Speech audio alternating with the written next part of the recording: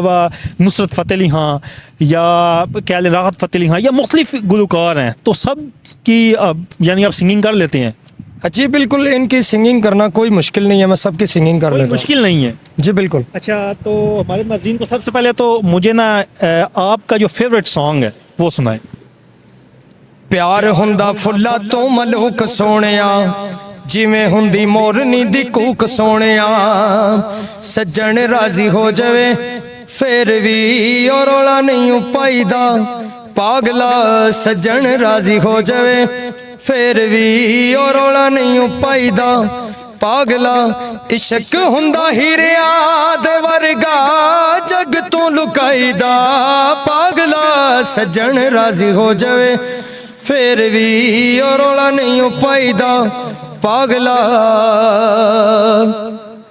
हो तेरियां तो सच्चियां परितियां